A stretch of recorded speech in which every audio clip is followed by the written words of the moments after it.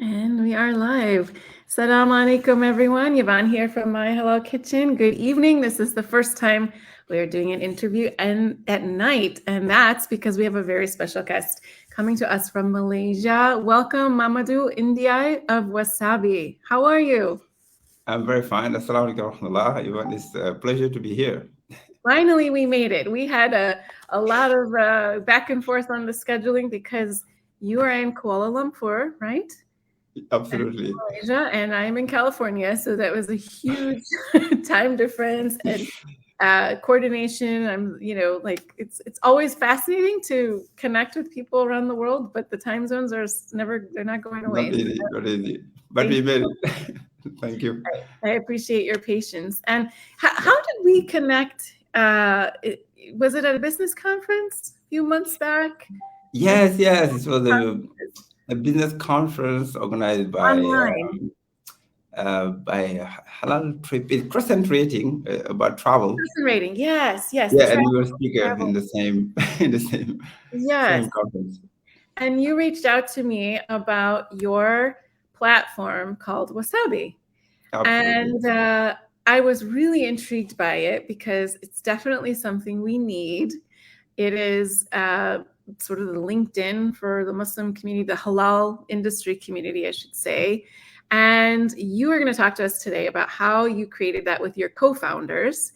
And I think anybody who's interested in connecting with other professionals in the halal industry or as a Muslim can just find this really useful. You're going to walk us through it, tell us how you created it, and how people can benefit from this really awesome tool that you've provided for us. And it's such a great service. So let me just formally introduce you because you have a really wonderful resume, lots of credentials here, and I want everybody to know more about you before we begin. So Mamadou is a technology entrepreneur with a track record in building companies in Europe and Southeast Asia.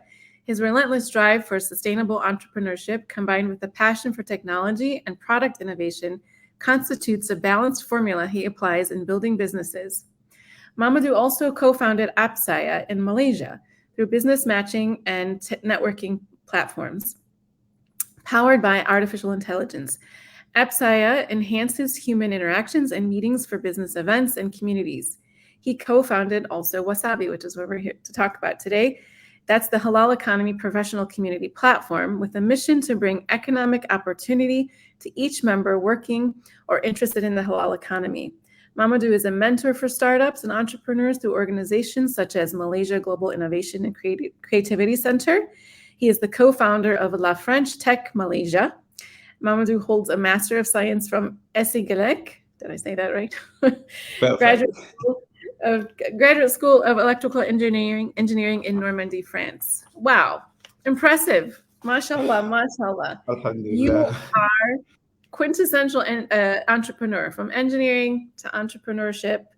Tell us about that journey because I know people are probably sitting here wondering, how did you go from that traditional degree into all that you do now? Can you kind of walk us through your journey and how you got to Malaysia as well? Thank you so much, Yvonne. Actually, it's a long journey. I'm still young, but it's a journey that started in Senegal, where I was born. Mm. So I was born in a village, a few tens of kilometers from Dakar. But I grew up in Dakar, in the suburb, Senegal. Okay. in my grandmother's house. We were about 20 to 30 in the house. I Wow. didn't have my father and my mother in the house, but my grandfather, grandmother, my uncles, aunts, cousins, Wow. everybody took care of me. Wow. So I didn't lack of anything, Mm-hmm. and Alhamdulillah, they made a lot of efforts for me to go and continue my studies in France. Mashallah. So since very young, I was looking around me, people helping me, being useful to me. And I saw my country, Senegal, a developing country. So I always wanted to be useful to people with the greatest impact. So when I went to France, the drive was definitely to learn as much I could, to bring something impactful to my country one day. So I studied in France, and Allah Subhanahu wa Taala helped me a lot to be able to do the studies I wanted, graduate from a school that I couldn't even afford financially. And at some point, and I learned about Islam in France. So Senegal is a Muslim majority country. I was born Muslim. France is a non-Muslim country, Muslim minority country. So I learned about Muslims there in France, how they live, and I saw a different perspective of Islam, of the Islamic community. And I was involved in the university, the Islamic Student Muslim Society. I co-founded it.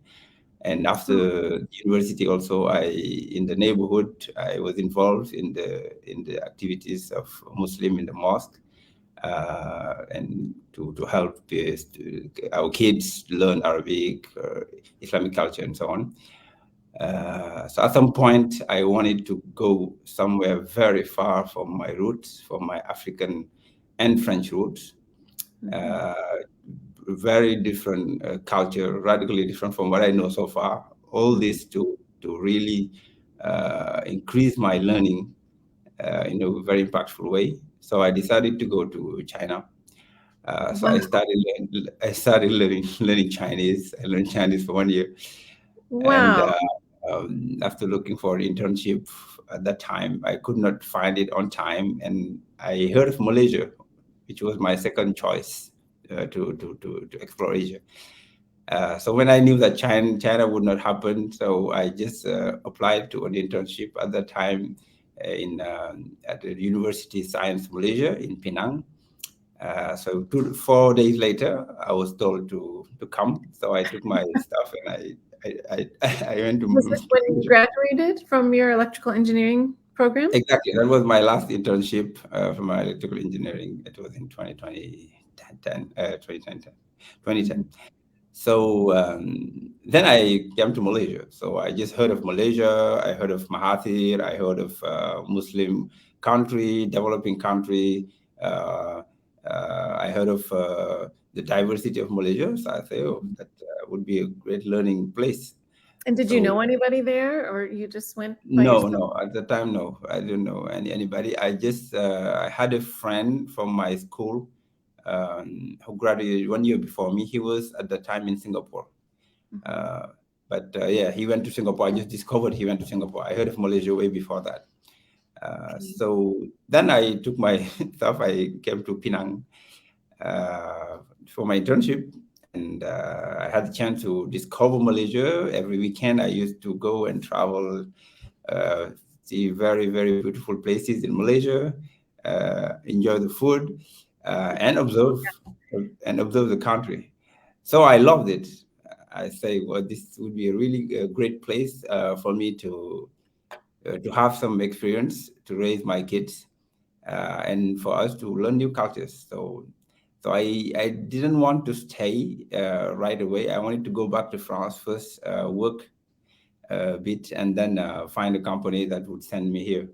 So I went back to France. I started working at L'Oreal, the cosmetic company. The quintessential French company. Absolutely. Wow. So I joined L'Oreal, the product manager for learning management platform. So I contributed to deploy the first online learning management platform for L'Oreal. Very interesting journey there. I learned a lot, very intense. I was taking care of Latin America, part of America, and Asia. And it was working very early in the morning and late night. Very exciting project. And I had in mind that one day I would create a company, but I didn't know when. So I just was waiting for the time to create. You didn't know when, what at the time, or you just knew that you wanted to be an entrepreneur? What Yeah, was I just knew that to bring impact, high impact, I cannot be just an employee. I have to create something, but I didn't know. I have no entrepreneur in my family, but I didn't know where to start, how to start. I was waiting for the right time. Uh, and as you know, there is no right time. And Allah subhanahu wa ta'ala allowed me to understand at some point that I feel that this is the time to go. It's very And instinctual. Yeah. and even when I felt it, I did my istikhara, and I tell them I'm resigning. They tell me, oh, wait for 6 months. I said, no. It's a very important step you took. The istikhara is everything. Absolutely. Yeah. And then I to make it short, so that, in France, if you resign, you cannot get employment fund or those things. So and they said, wait, and then you can get those funds. I said, no. So you just resigned. You prayed your Exactly.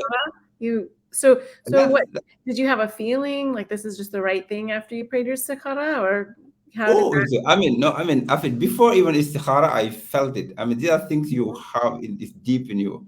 But before you make the final decision, you just do istikhara, discuss with people around you. And at the end, you have to, at some point, it cannot be 100% guaranteed. So at some point, there is the tawakkul you have inside you, and you know that Allah subhanahu wa ta'ala is with you. So as I mentioned earlier, I was born in a family. I had no father, no mother there. So I know that whatever I eat, I mean, my risk is from Allah, not for nobody. So I just say, okay, I know, but nothing will happen to me. Actually, I will just learn. So I just went, created the first company, learning here and there. And then we end up creating our first product startup in France. At that time, it was an appointment scheduling platform for doctors, dentists, embassies. This is how we started. And was this in English or French? Sorry? Was it in English or French? In French, yeah, it was in France. In France, But when we created it, still I had in mind that, okay, I would like this company to be global, and actually I would like to live in Malaysia. So in tech. So I say, okay, I can create it here in France. At some point, I just go and live in Malaysia, maybe explore the Southeast Asian market, because it was one of the fastest growing markets. So I had that in mind, but I had to start somewhere. You had your sights set on where you wanted to live and what you wanted to do, but you were putting it all together, seems. Okay. Exactly. So for my family, definitely the decision to come to Malaysia is the first is family-wise. I wanted my family to be in a place where we can do our best to give them the best education, the environment that helps.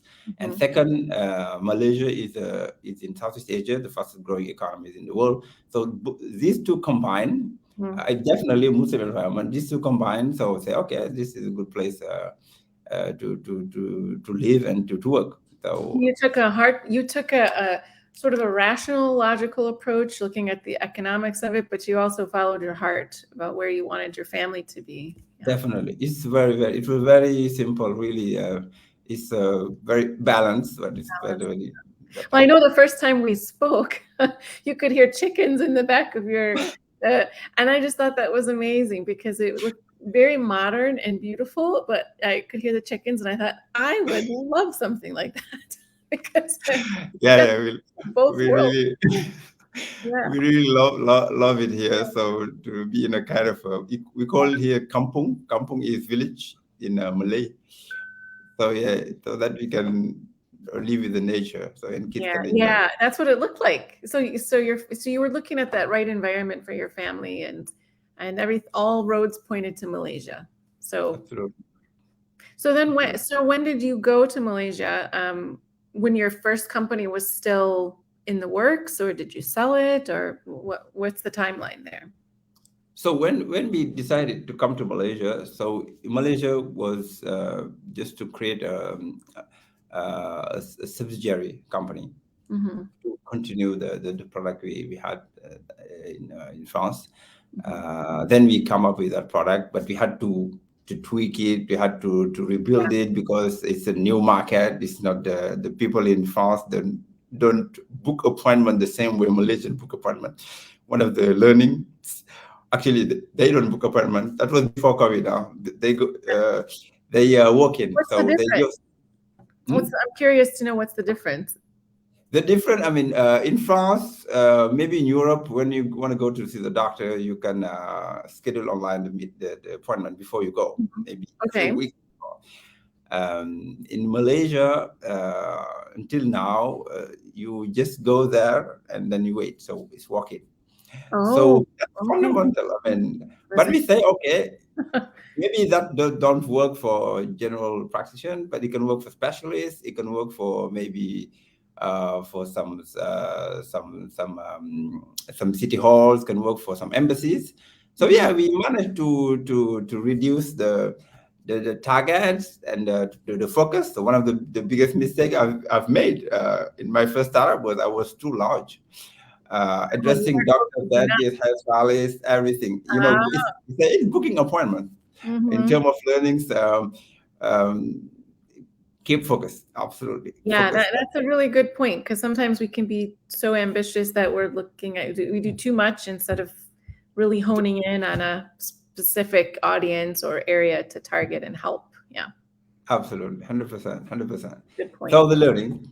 So then we focus into some targets. Yeah. Absolutely.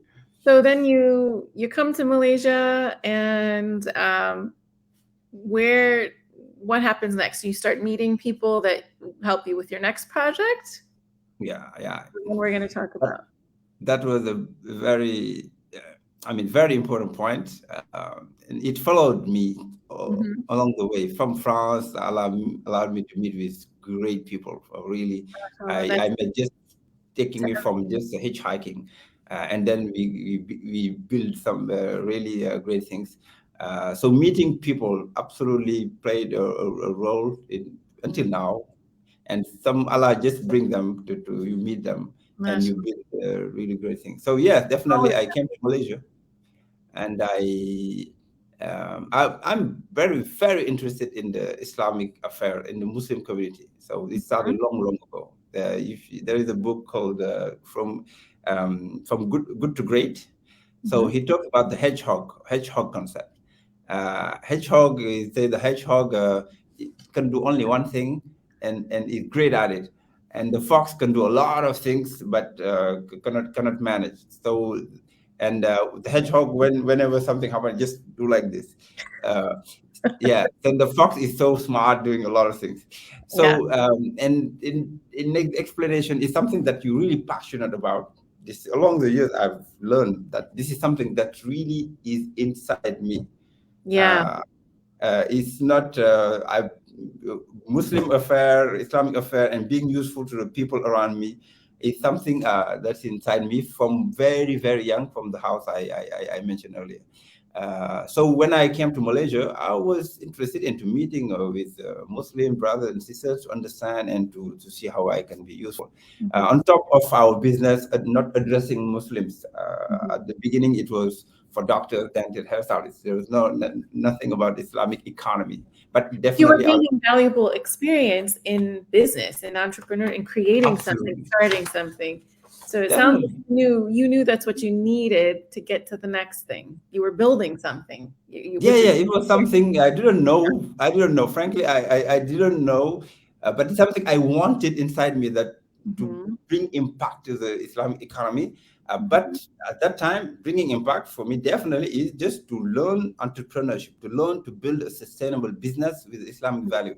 And this is what we tried, even if our product was not addressing the Islamic economy. It also sounds like, I'm sorry to interrupt, but if I can just go back a second, is the timing is also divinely inspired. Islamic economy is now just really like everyone's paying attention to it, it seems. But probably when you were starting, even then, there wasn't so much information out there, right? No. So it sounds like you were at the right place at the right time on the right path, and it was just a matter of going along that path to when that economy is growing, you were also growing with it. Absolutely. But it sounds like to me, yeah. Absolutely true. Allah, that's why it's really, important to do what you feel right, and Mhm. the Yes. rest, Allah subhanahu wa ta'ala takes care of it. We don't know where Oh, we're going, but at least He knows, and we just pray that we just pray that actually He use us toward the good He yeah. decided only. Well, and also it sounds like, I often, and I have this issue myself sometimes where I know I'm interested in certain things just really make me get out of bed in the morning. Certain things just, I can't get enough news about. I can't get enough research about. I can't get enough information about. But what do you do with that? And what's really important, it sounds like what you've done, is you found a way to bring it all together. You found that business with the tech, your own experience, your own business experience, your own engineering background, and your love and passion for wanting to do something for the Islamic community, the Muslim community, and the Islamic economy. You put it all together in this sort of dream project. It sounds like if you brought it all under one roof. It sounds like to me, and that's an important aspect for a lot of people who say, I'm interested in so many things, but it takes time to try a lot of different things to come together finally and come up with something that kind of serves all those things that are inside of you that you want to do. Sounds like that's what you did with Wasabi. Hello? Oh, I think he froze a little bit. Oh, maybe he'll come back. Mamadou? Oh, we lost him. He'll be back. We'll just wait a moment and see if he comes back in. Maybe his connection got frozen. I'll give him a minute. He'll come back in.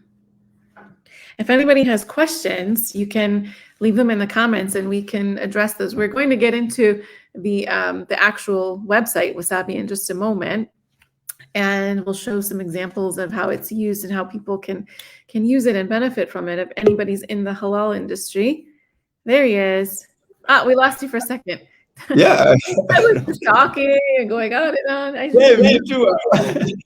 I saw it turning out there. At some point, Yvonne, can you hear me? Sorry No, about that. I don't know what happened.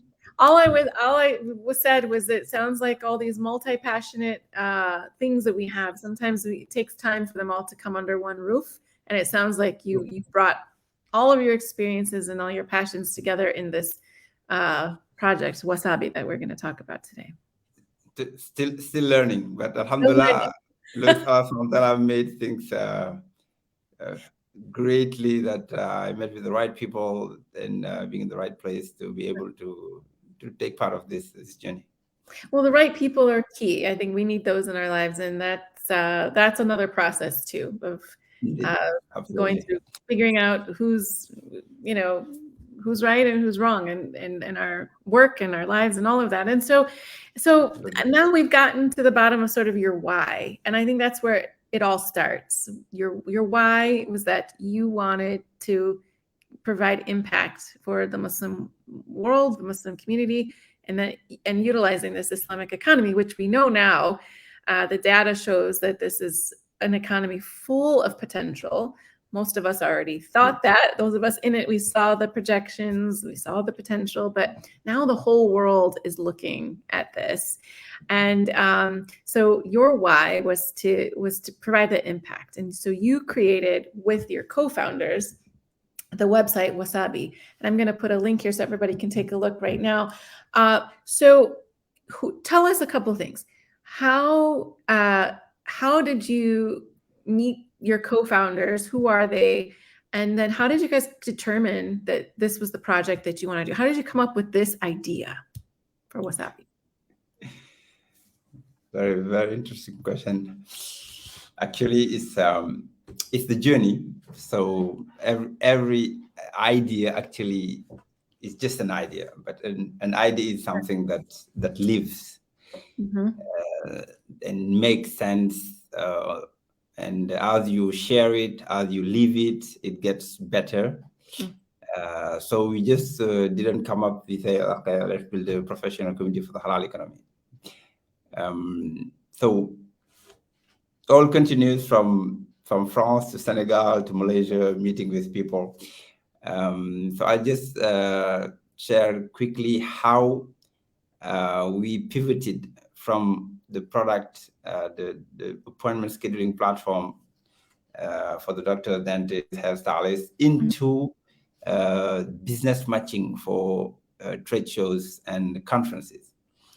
So as a startup, when we came to Malaysia with a good product that we rebuild the product to make it fit to the Malaysian market, it didn't go as we wanted. So we have actually 5 to 10% chances that it works. So it didn't work that as we expected.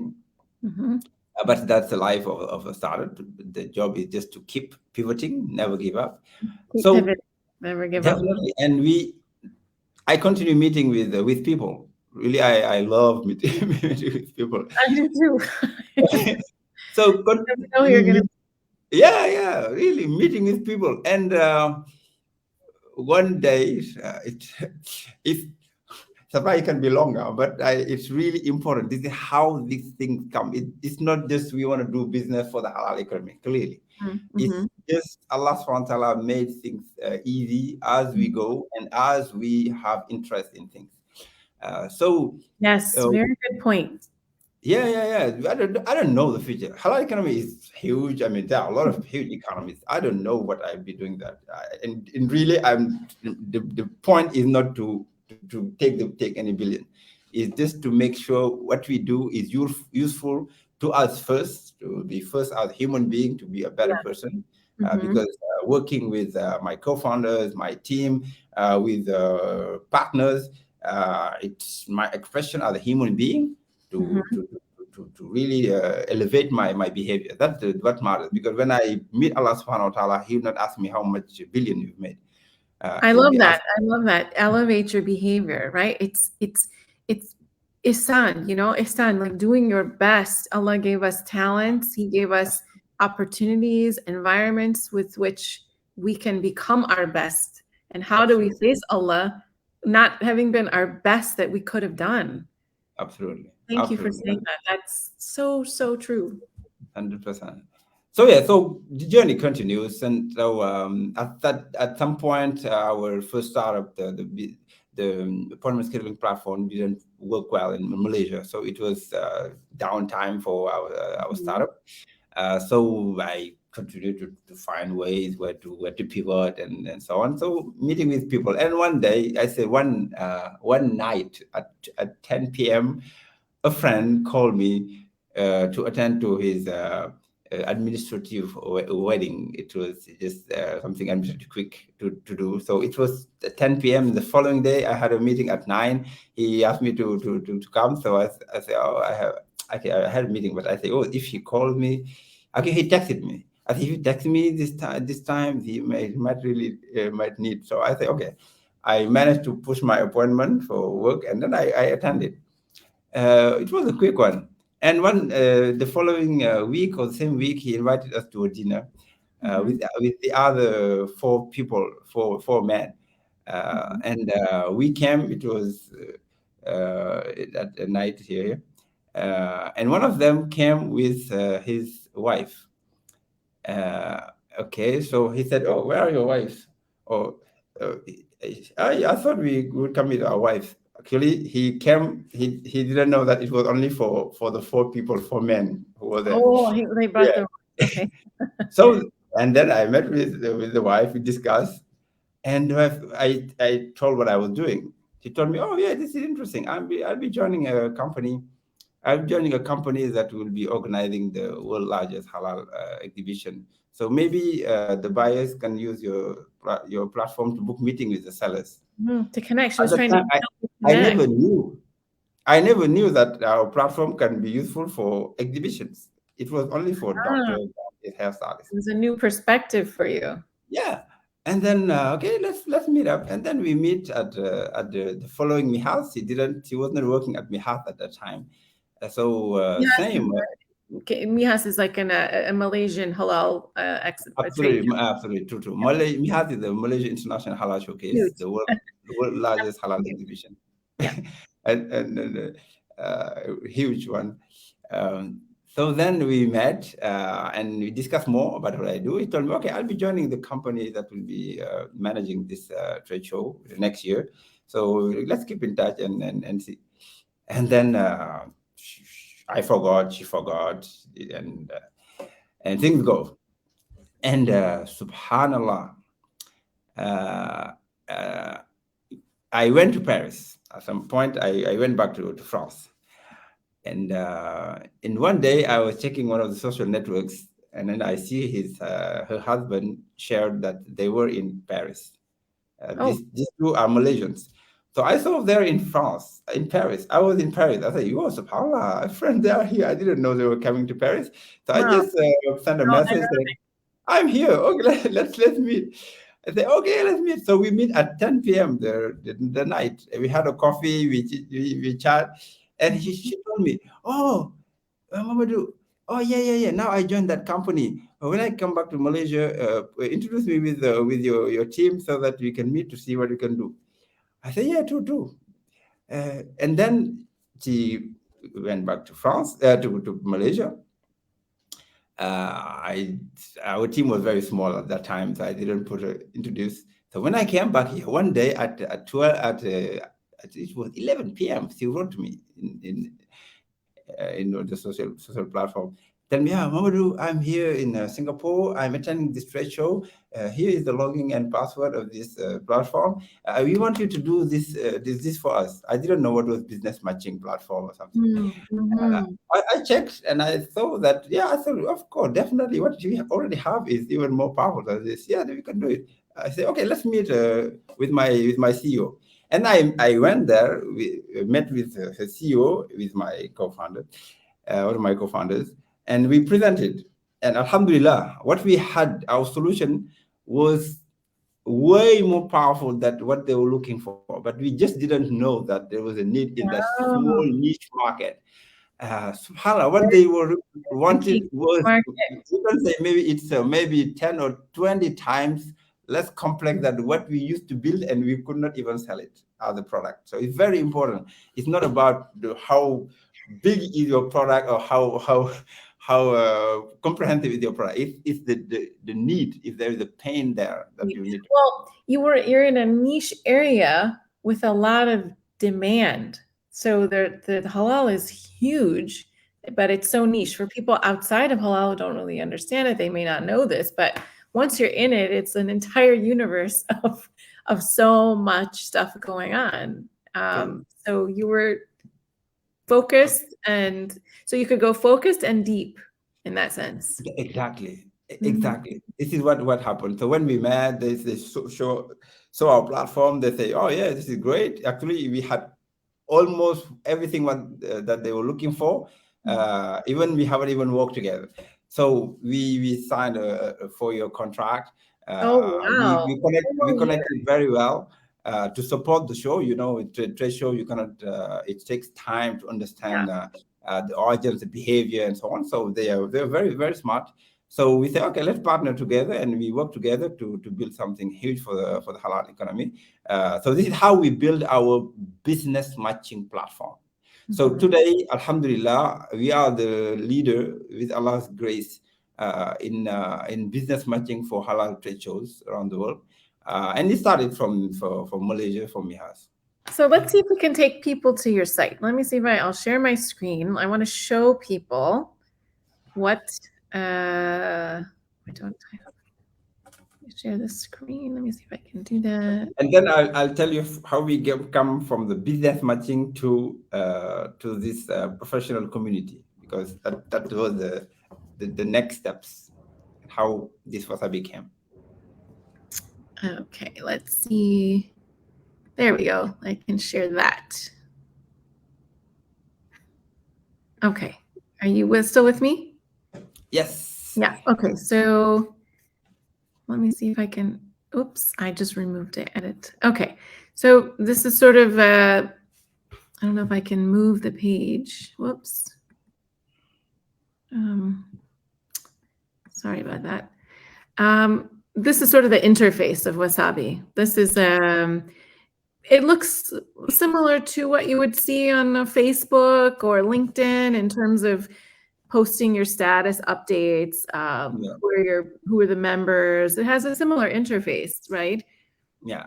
So it's a professional community for the halal economy to help professionals find the right people to do business in the very specific attributes and industries in the halal economy.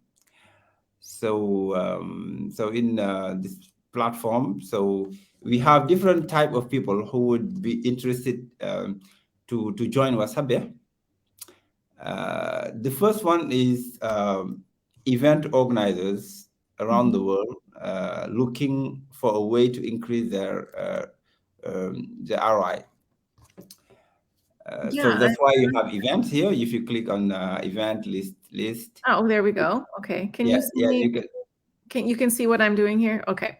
Yeah, I can see. Yeah. Oh, this is wonderful. Look at this. If I'm in Halal, I'm always looking for expos to go to, and not just food, but anything travel. Look at this coming up next. Well, Yeah, tomorrow. today you have Tomorrow, Halal Expo. I see. Salam alaikum to Moroccans. And your interview here. Of course. Oh, look at this. So, Muslim Shopping Festival, IFN Awards Ceremony, Halal Market Fair. Oh, what's that? This is in Japan or Korea. Japan looks like. The Halal Market Fair, Korea is one. Maybe. Yeah, But it's absolutely global. Then there's our Halal Expo Canada, which I'm part of. Matchmaking event. Look at all of this stuff you've got here. That's really cool. That's so really this is really the point of entry. So as you know, we are serving the halal economy events, whether it's a trade show or a conference. So this is where we find it a gap. Right. A gap, that huge gap actually, is that these event organizers, after the event, they lose track of the attendees they gathered. Let's say you a lot of effort to gather 30,000 people. After the show, actually, you don't know anything about them. You don't know whether they made a deal, they didn't make a deal, what conversation they are having, what business conversations they are having.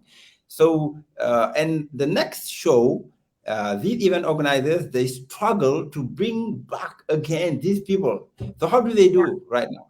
They are just using a group, Facebook group, WhatsApp group, sending emails here. There is no real community where they can collaborate with them, share information with them all year round, like LinkedIn, Facebook is doing it. Right.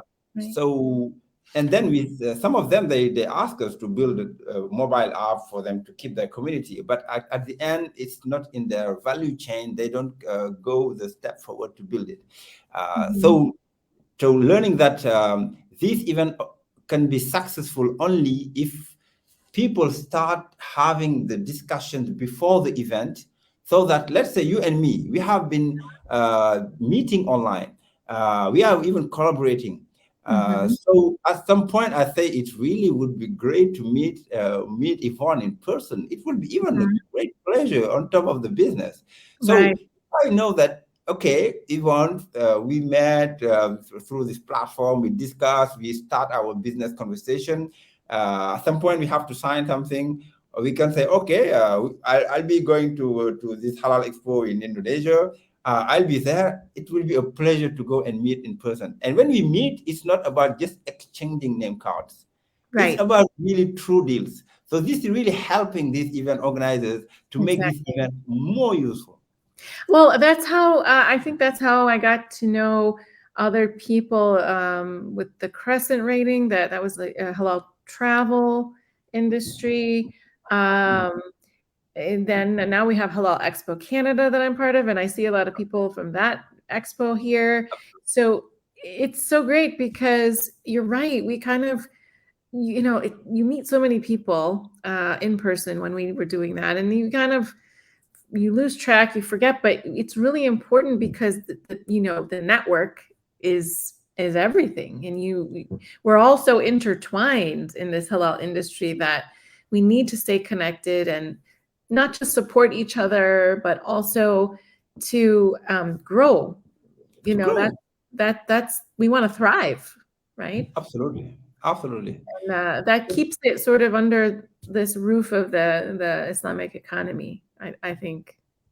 I absolutely agree. Absolutely agree. Because these companies and professionals, at some point also, they need to target the right interests. For example, if you Right. go to the existing platform, even right now, for example, Facebook, you cannot target with the words Islam and Yeah. those keywords, because Mhm. so if you are looking to target deeply the halal economy, whether it's finance, pharmaceuticals, travel, cooking, agriculture, these deep interests, sub-interests, Wasabih is here to make sure that you find the right person in this ocean, that if you went to another Yeah. platform with hundreds of millions of people, you'll not be able to target the halal economy that way. I love this function in your group section. So here's an example: Malaysian halal laws, which I know nothing about, which I want to, because this is useful for me, right? Like, I'm in halal food, right? So True. if you're on a platform like LinkedIn, you might see people who are in that industry, but in your platform, you've narrowed it down so much that I can just scroll through and see who are all these people either involved in the industry or interested in it. Absolutely. And then I can just click on any one of these people, connect with them, Right forward. chat with them.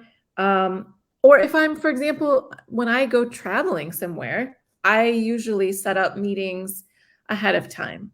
So Yeah, this is a perfect way to do that, right? You can go down to absolutely. these groups, who's in Malaysia or interested in Malaysia in this industry, and set up your meetings ahead of your travel. That's really, really helpful. I have a hard time doing that with LinkedIn because I can't remember who's in what, even, or, you know. That's the same problem we are facing, and by handling this, tens of thousands of people in these trade shows, we helped with our business matching platform. We see that there is something missing there. Yeah. It's not precise enough, not accurate enough. It's great. I mean, I love LinkedIn. That's how we all met. But it Yeah, yeah, again, it's a great platform. It's a great you're platform, serving, yeah, but it you're cannot do serving everything. sorry, go ahead. I think it's a great platform, but it cannot do everything. Right, There is always right. a beachhead and the core of why a platform was built. Sure. In it. Yeah, I think that it has so much more growth to happen. I mean, more people need to know about this platform, and that's why we're doing this interview, because we want more people to be involved and to join. I mean, I know when I first joined, honestly, I really didn't know too much about it. I was, you were very convincing, and your product so well. So I joined, but I didn't really, in the beginning, I didn't really explore all the potential that's there. So I want other people to realize, like, if you are even remotely interested in being halal, you don't have to be in a halal business to be a part of of your site, right? Anybody can join and kind of explore and get to know people and get to know the different facets of the whole global Islamic economy and halal industry, right? Absolutely, anyone can join if you just want to observe the industry, and it's not that you are Muslim or not, because as you Right. know, Yeah. the halal economy, you cannot say that the Muslim dominate the halal economy. So it's a business, Yes. and Muslim or non-Muslim, the platform respects, and we do our best to respect the Sure. Islamic value, and Islamic value are just universal. And Absolutely. here for everyone. So So it's well for said. open for everyone. And from what I love about a lot of the industry conferences that we have and expos, particularly when they were before COVID, is that, for example, in food, we see people from all walks of life and all academics, food scientists, researchers, economists. It's so cool to see people coming to these events and sharing their research and their knowledge and their experience. Amazing. And many of them they're not Muslim, but they're part of this industry, collaborating, contributing, and we all need to work together. This isn't just a That's Muslim Islam. thing. The message of Islam is universal, as you can see in our team. Correct. My co-founders, I have many co-founders, Muslim and non-Muslims, with whom we share the values, and this is even for these values they decided to trust and join me in this journey. So yes, yeah, that's the beautiful thing about this. So when I look at it too, I think about my website and how when I look at it, people read your sites, or they're just going there to do something, to research something, to connect or whatever. But those of us who create sites, our minds are also on the technical aspects, right? So when I look at your site, I'm thinking coding and design and functionality because I know what it takes to create these things. Tell me, how did you find the right people to create this? And I know you worked, you co-founded Appsia. So tell us more about what is Appsia, who are the people behind it, how did you guys come together to do this, to create Wasabi? Because that's the golden question I have. Yeah, indeed. Appsia, so it's a technology company. So I studied technology, and it's a field that I believe I can deliver something. So even when I see some people selling, I don't know, soap or something else, I say, well, how can you do this? I don't know how to do it. Your mind goes instantly to how is it done? Yeah, true. So it's a tech company. So I've been interested in technology for long years, and Alhamdulillah, with Allah's help, also in the high school I was in Senegal. It was the high school when they were testing the introduction of internet into schools in Senegal.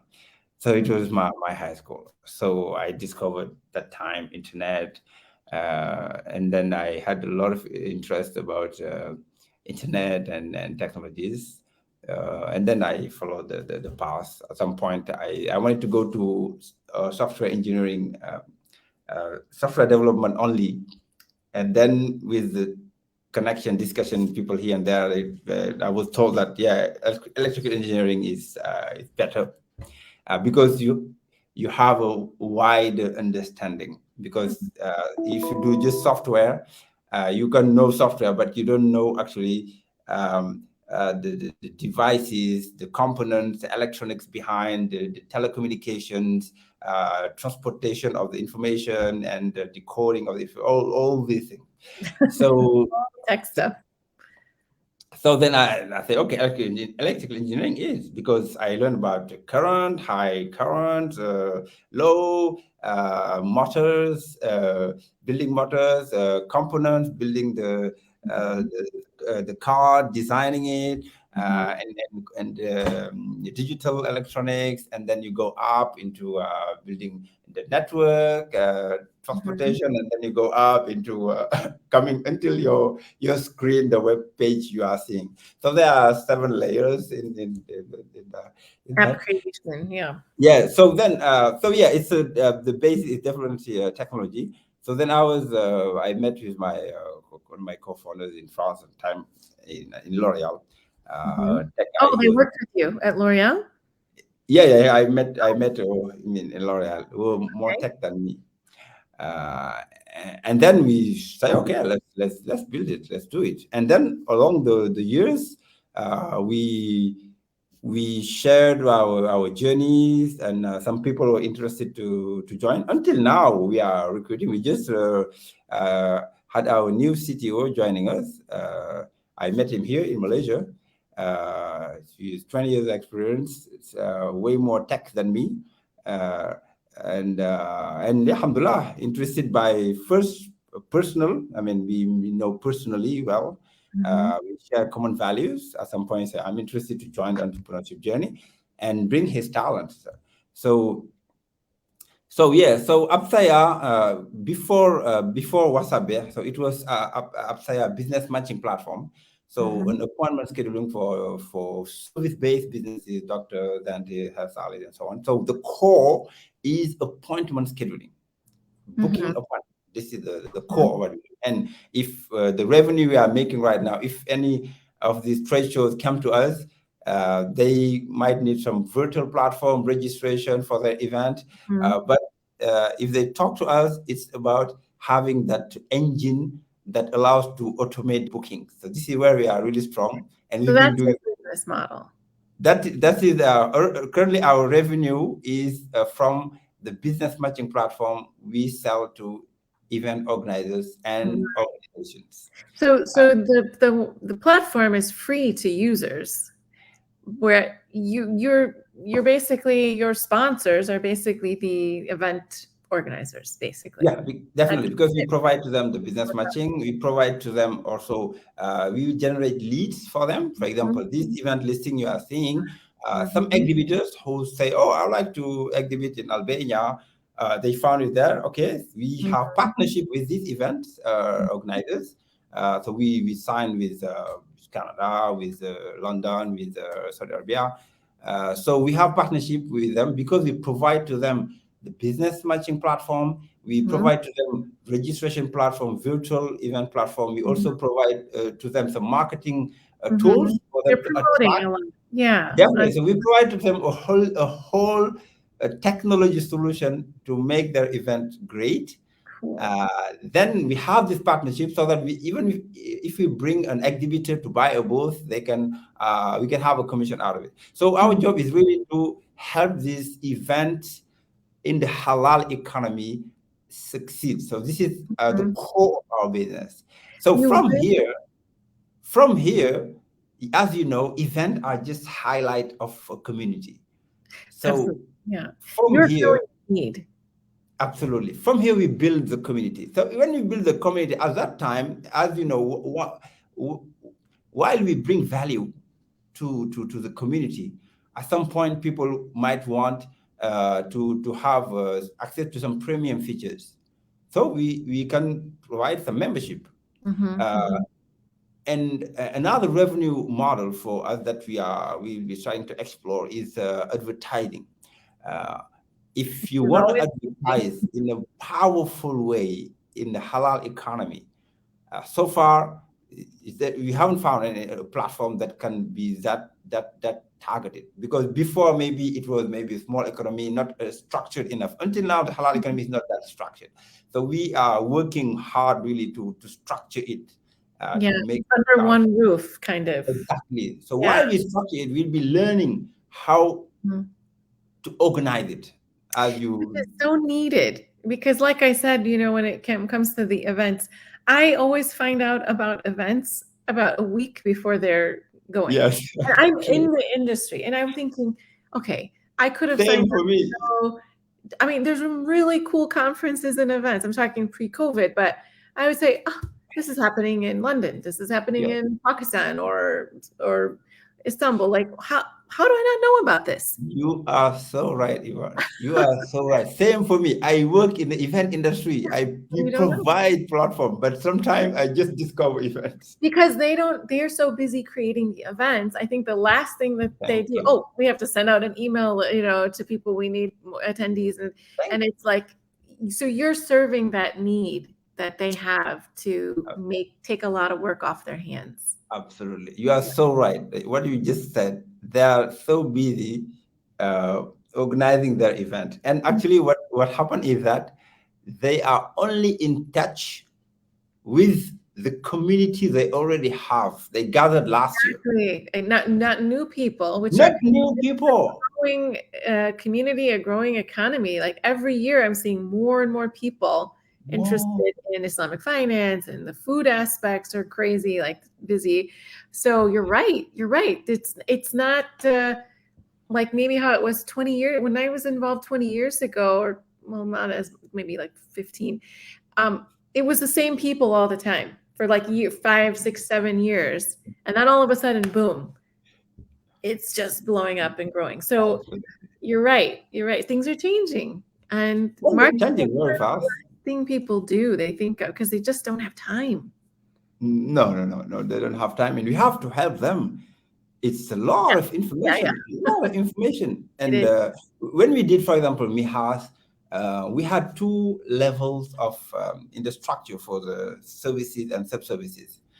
It was an innovation. Before that, there was no business matching platform for any MIHAS. So we Right. built it. And it was good. I mean, thousands of meeting booked.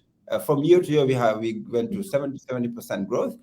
But when we did our exhibitor briefing, some people came to me, oh, you have to go deeper. This guy was an expert in coffee.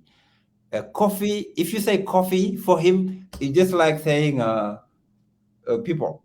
So he wants to know the coffee is from which country, from which level. You know coffee more than me. So he explained to me things. I said, All of that.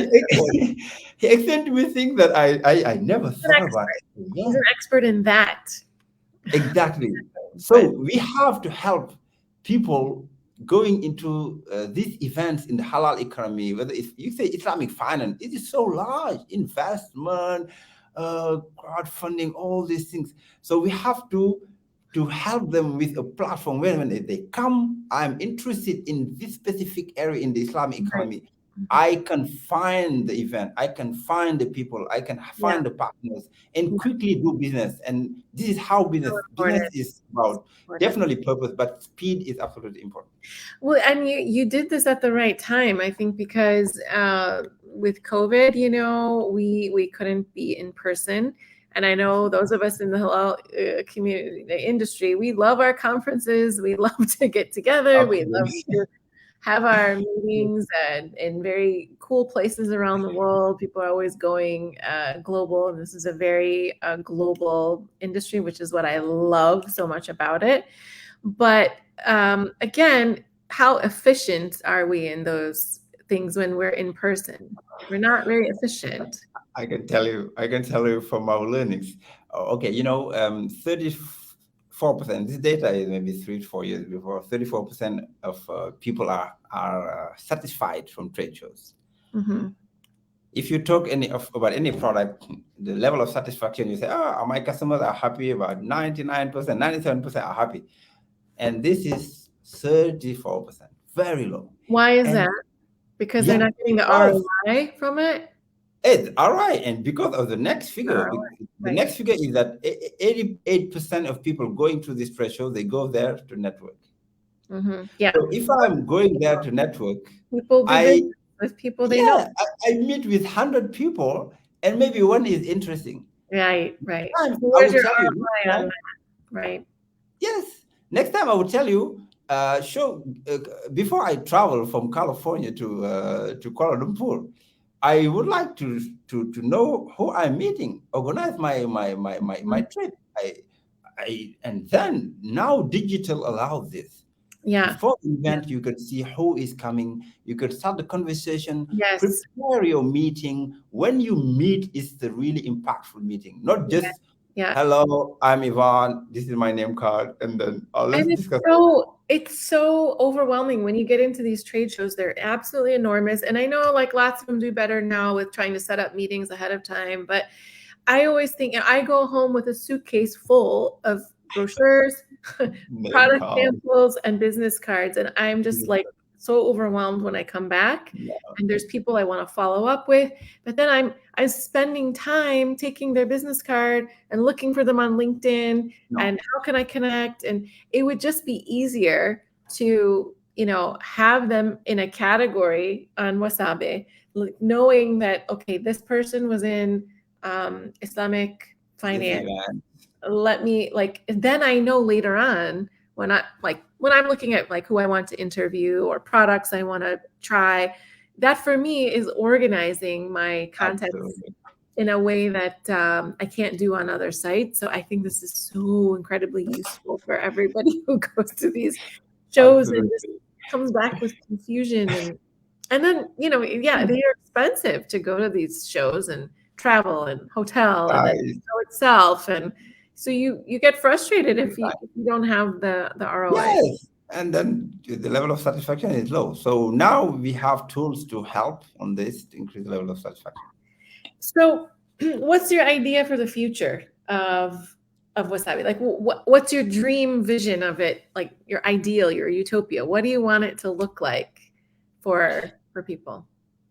What we are trying to build is the hub, a place where any professional can connect, meet, and build business in the halal economy within Islamic values, to bring economic opportunity to the global halal economy workforce. You want people to do business together on your platform, basically. Yeah, absolutely. You want to encourage everybody, find out who you can do business with and use it as a place to do that. It's really started. We are really happy. Last time someone wrote to me, tell me, okay, I'm a Muslim. I'm working right now in a company. She's working in one of the countries in Europe. We tell them, but in my workplace, I cannot wear my hijab. I cannot do my prayers. These things. Some companies they allow, some do not. This person, I would not accept. This platform is built for people in the halal economy, but these are one of the personas that you don't think of. You don't say that, okay, this is a platform for Muslims to find. Actually, and we say, okay, definitely Muslims, any Muslim who would like to work in an Islamic environment, work in a company where they respect Islamic values, whether it's a Muslim or non-Muslim company, you know that if you are in Appsia, for example, you will never have a problem to wear your hijab. When I say this in Malaysia, it's not relevant, but if it's like in some European countries, it's relevant. Or you want to do a prayer, you want to do this. It's normal. Any religion we respect. So some people, they are looking to a workplace with Islamic values. So any company that would like to respect Islamic values and attract talents, you can use Wasabih to definitely leverage on it. So would you also suggest that this is a place for people to have discussions about things like that, to start discussions, start topics? Absolutely. Any discussion, because before the economy, it's human. And Islam is not here. Definitely, we are trying our part to contribute to the development of the universal Islamic values. Business is part of it, but at the end of the day, it is human being. Exactly. I would like to do, like in Asia, you befriend first, then you do business. So, and I believe that's great. But specific needs. I think this reminds me of years, maybe more than 10 years ago now, when I was in Chicago, I couldn't find a group for Muslim women in business. There was nothing, because if I were to go to a general women's group and bring up the issues I have, which hijab was one of them, they wouldn't be able to. They can offer words of encouragement, but they wouldn't understand that specific need or challenge.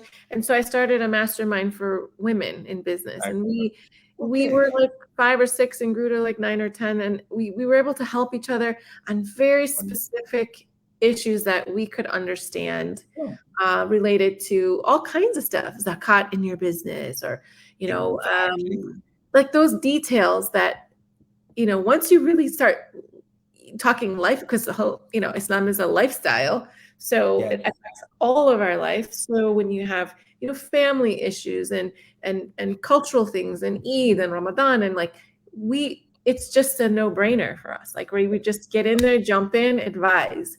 But so that's where I see Wasabi on a larger level, able to really address all of those needs. Am I right? It's absolutely that, because many people, when we say about Wasabi, they say, oh, it's a LinkedIn for halal economy, like LinkedIn. Actually, we just say LinkedIn for halal economy to help some people understand faster. But we are not copy pasting. I mean, no, it's just a similar. It's the only thing I think people can professional networking right platform. now. Yeah. But as Muslims, and we have something to bring to this world, and we have brought it. Absolutely. We have brought it. So the way we see business is there is some some attributes different from the way another way, because there are many ways to see things.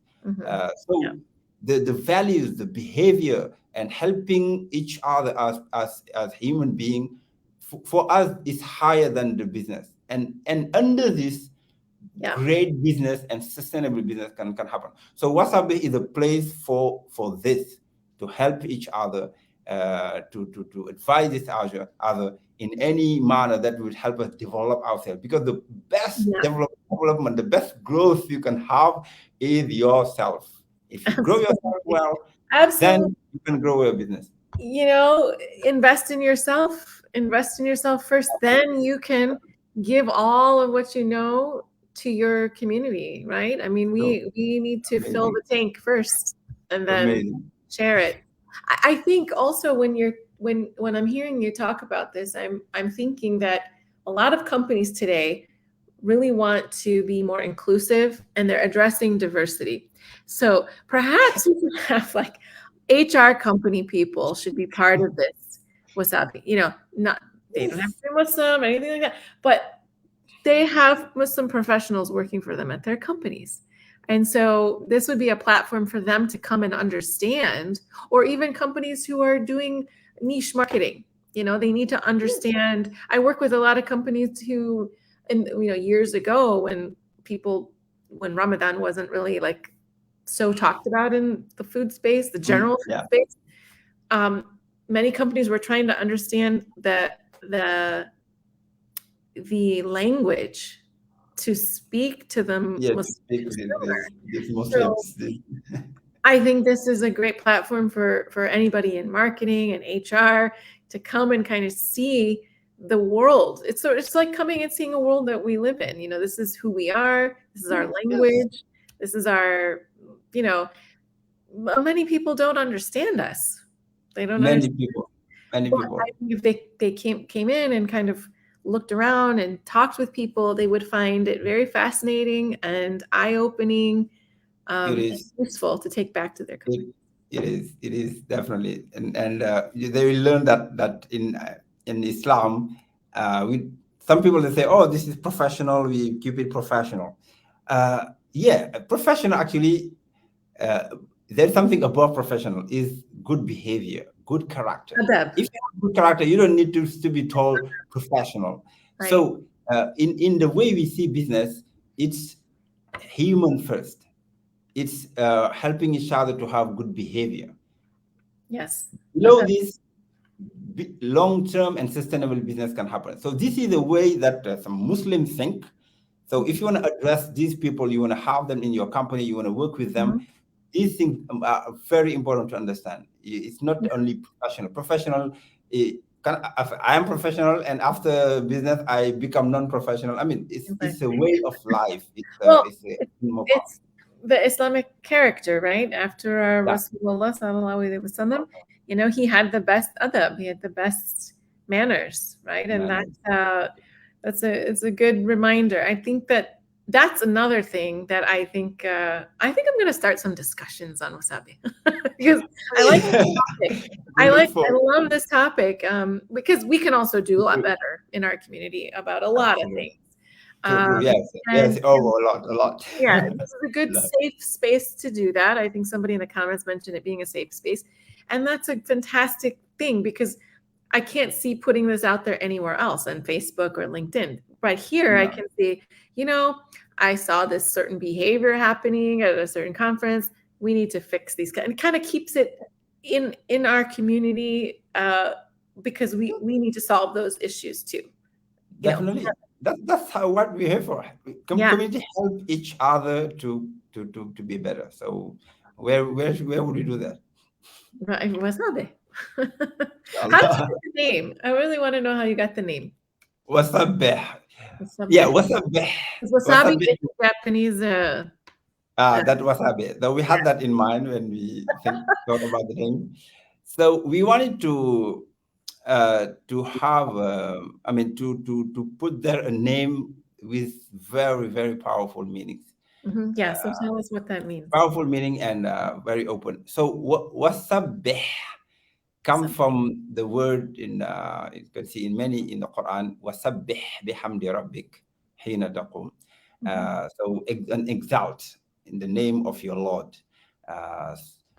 So that's wasabih means. So we exalt whatever we do, we exalt. We work, we pray. When we wake up in the morning, so it follows our life wasabih. But also it's a combination of many things. The first wasa comes from the word wasato. Wasat, there is in the verse in the Quran saying, وَكَذَلِكَ جَعَلْنَاكُمْ أُمَّةً وَسَطًا لِتَكُونُوا شُهَدَاءَ عَلَى النَّاسِ. So we have made you a fair and a middle and upright community so that you can be witness to people. What are we witnessing? We are witnessing the message of our Lord. We are witnessing the good behavior in everything we do, especially in business with people. Especially in business, yes. Especially in business. So WhatsApp, and also the WhatsApp is for an equilibrium in business, not just here only for profit, but not say giving everything. So we have to have وَابْتَغِي بَيْنَ ذَلِكَ سَبِيلًا, middle.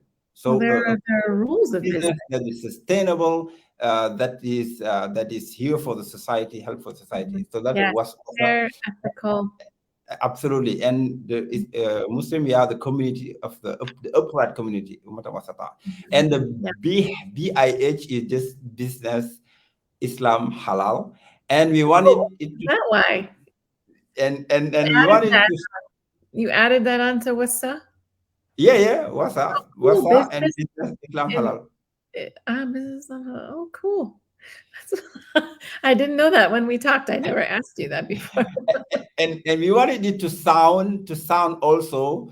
We wanted it not to sound too much Arabic, because many people, when you say Islam, they think of Arab. It's true Arab, but Islam is universal. So Islam went up to Japan, where you can consume your wasabi. Yeah. Well, that's very interesting, because when I think about how Islam spread during the days of the Silk Road and that time, it was through wonderful, perfect ethics in business, right? It wasn't about war and join Islam. It was through honest business practice. The one thing that people remember is when they're cheated, right? They'll never forget somebody who cheats them. And the impact is even on your whole community. Your whole community. And subhanAllah, the ethics of, I'm not saying this is something everybody follows, but this is the way it's supposed to be. And that's how those early Muslims really, people talked about the Muslims in business being ethical, being honest, not messing around with the scales of in the marketplace. Exactly. SubhanAllah, we're in a different world today.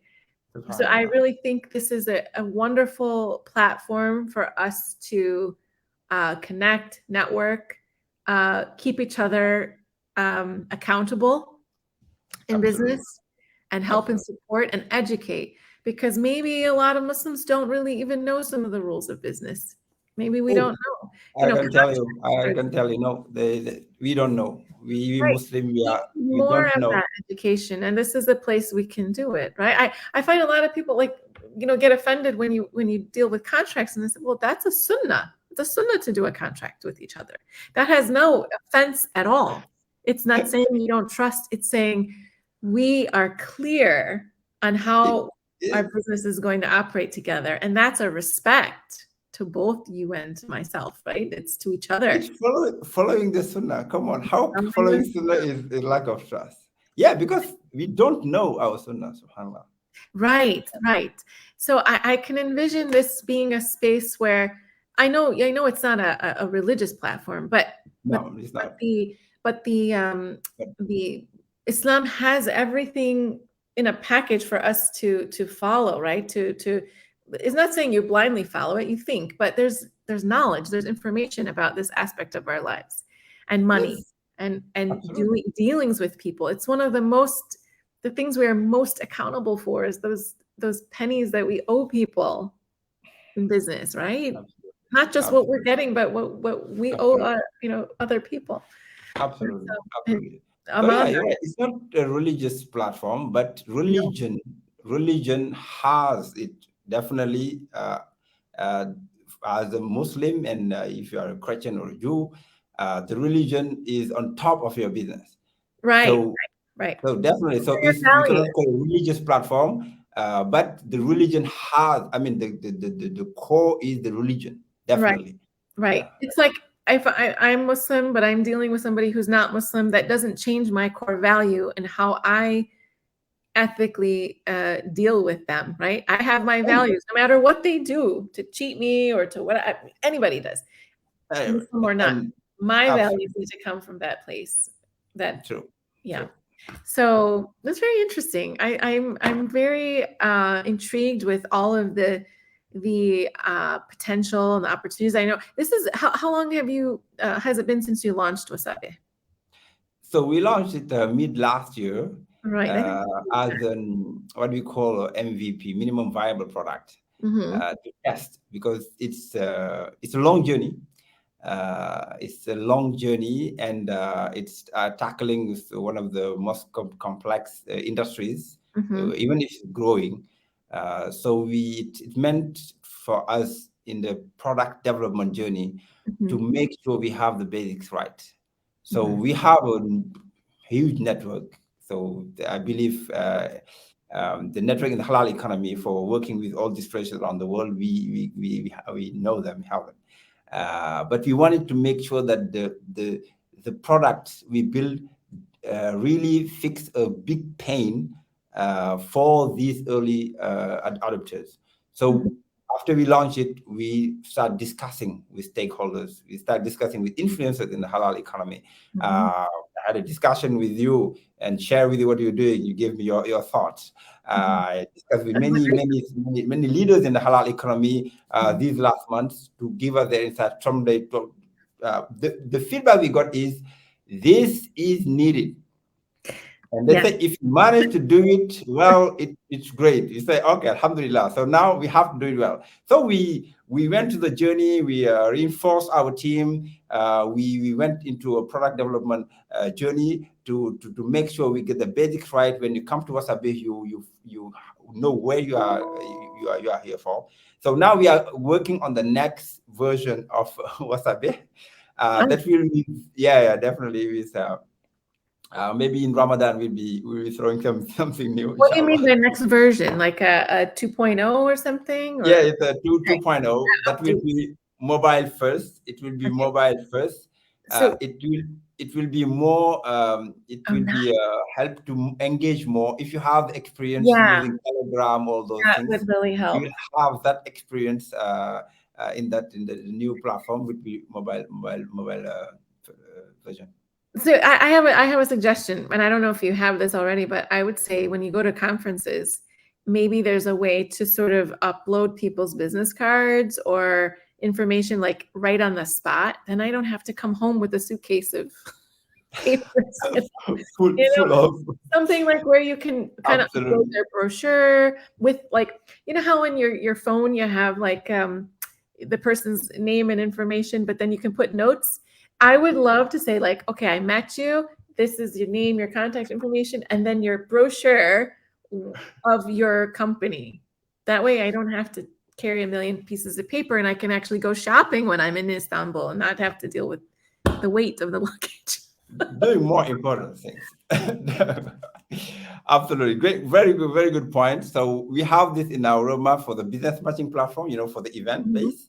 Okay. So we'll be combining it with Wasabi events, since Wasabi is going mobile first, so that even 2 members of Wasabi, even they haven't connected yet, so they can just use their smartphone to say, okay, let's connect through Wasabi.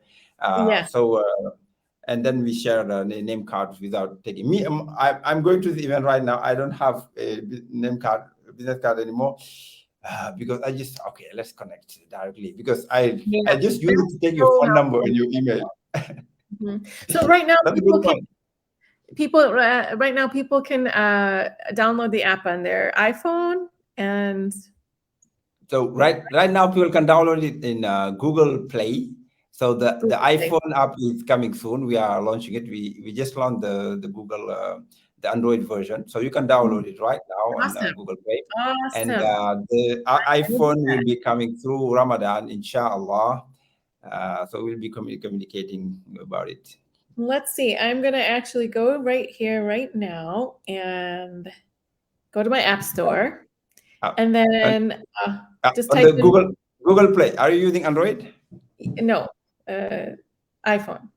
iPhone is coming in during Ramadan. Oh, you don't have it yet. Okay, there we go. No, not yet. I typed in Wasabi. I got only for people using Android. Okay, get on the iPhone one. We need that before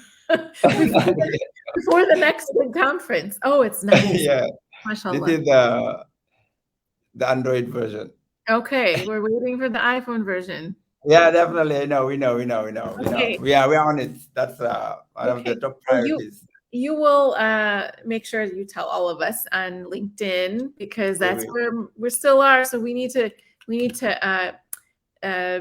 get everybody who's in the halal economy on LinkedIn to also join Wasabi. That's really important. And I know you've done an excellent job. And I will admit, like I'm scattered sometimes, so many things going on, and you were so kind. You kindly nudged me a lot.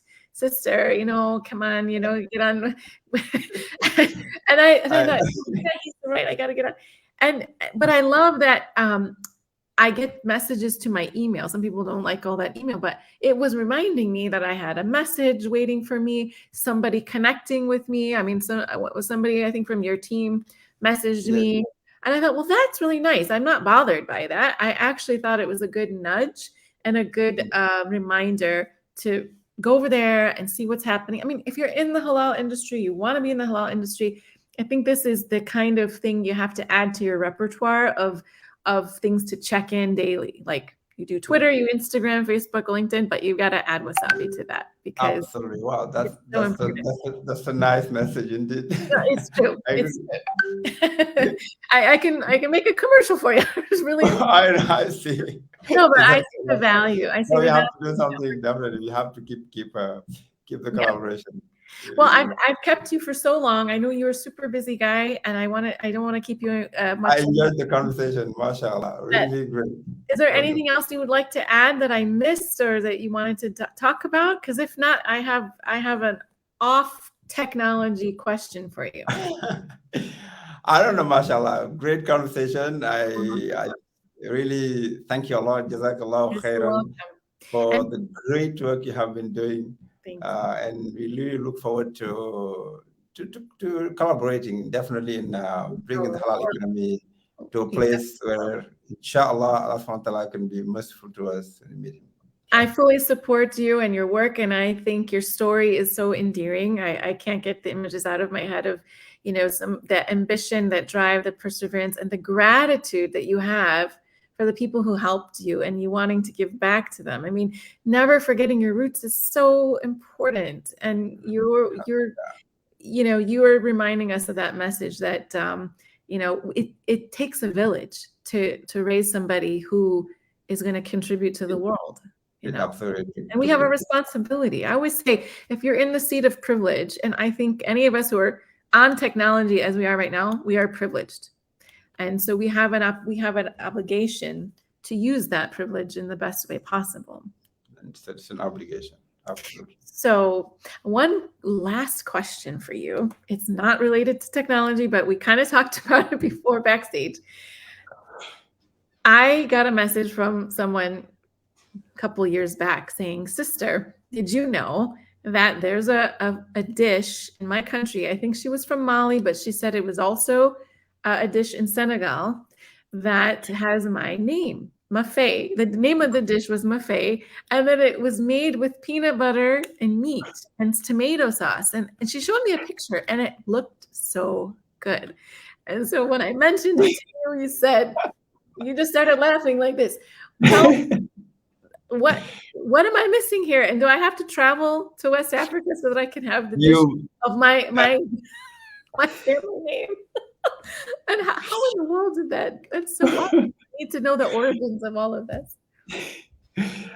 Well, this is so amazing. So yeah, whenever I saw your name the first time, of course, Mafe.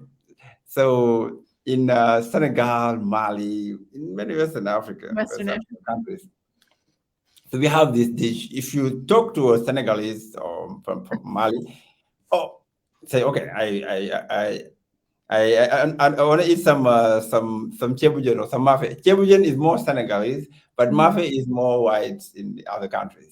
So mafe is one of, is the one or the second most common dish there. Really? And we have different type of mafe. We have mafe with one called mafe domoda with what is tomato? The tomato, always they put tomato. But the mafe, so yeah, it's peanut butter. You have some rice, and then you have the sauce. It takes some time to cook it. You know, those in Africa, we take time to really cook things. Meat, you can do chicken.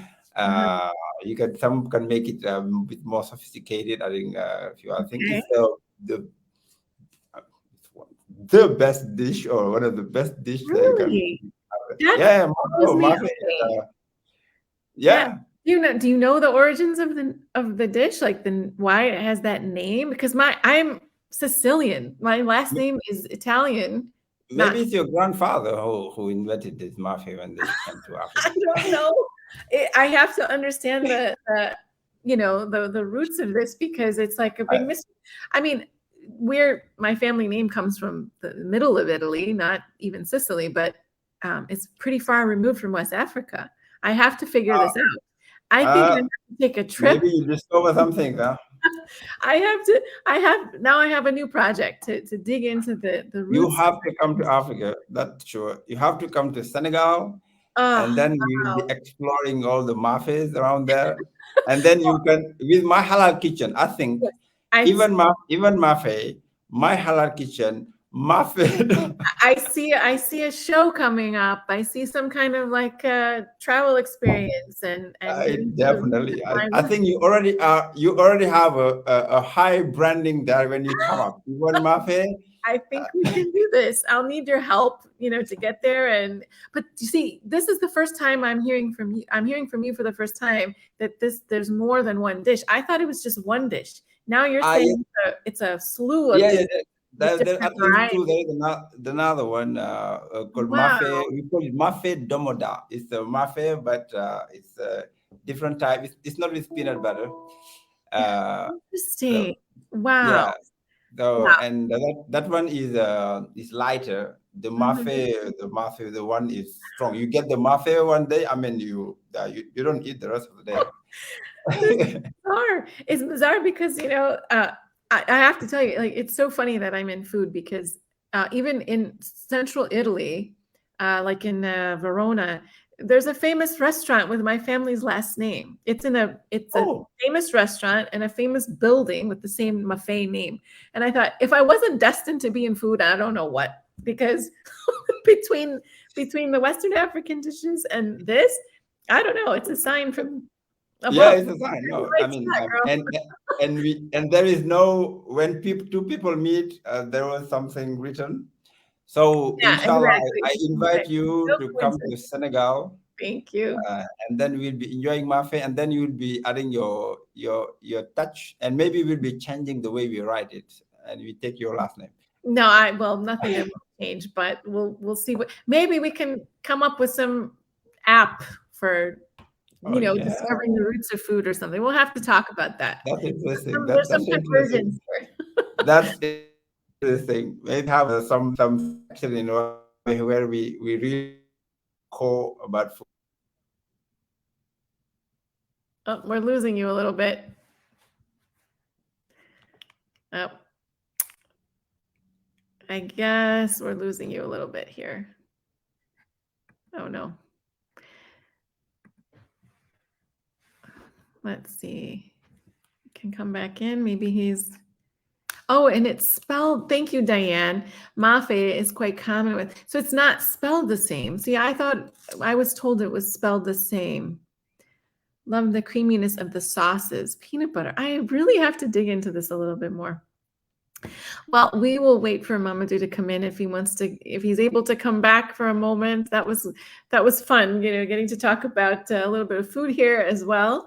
For those of you who are watching, please like my like my YouTube channel, and click on the little notification bell. If you're watching this on YouTube, click on the little notification bell so that whenever a new video comes on, you'll be the first to know. There he is. All right, Mama, I think it's time to go because we are, Yeah, sorry, this first time I am much. getting inside in this office. Sorry about that. No problem. I know you were busy. You need to get back to work. So I just want to thank you so much for taking the time to share with us your journey and your experience and all the great tips. And just for doing what you do and being such a great service to the halal community. You're a gem. Thank you so much. You are too, and really thank you so much for your time, for your kindness, and really for your assistance. It's always a pleasure to discuss with you, mashallah. So yeah, definitely let's continue the efforts, and let's meet in Senegal for good Mafe. Inshallah. That would be amazing. That would definitely be amazing. It seems like you seem to travel quite a bit and end up meeting people that you already know. So I guess you're in the right place at the right time all the time. Alhamdulillah. Alhamdulillah. Alhamdulillah. Well, thank you again. I'm going to make sure that we have all the proper links on our Facebook page, but you're welcome to also join and respond to comments. And we can't wait to see all the Wasabi 2.0, and we'll come back and talk to you again when we have some more updates. Absolutely. Great pleasure. Always. And we're looking forward to seeing you in the Wasabi Talk series soon, inshallah. Inshallah. Thank you for that. I'm so excited. Wonderful. All right. You have a great rest of the day. And thank you, everybody, for joining. And continue to ask your questions in the comment section below of our Facebook page. All right. Thank you so much. Bye, Mamadou. Assalamu alaikum. Take care. Bye, everybody.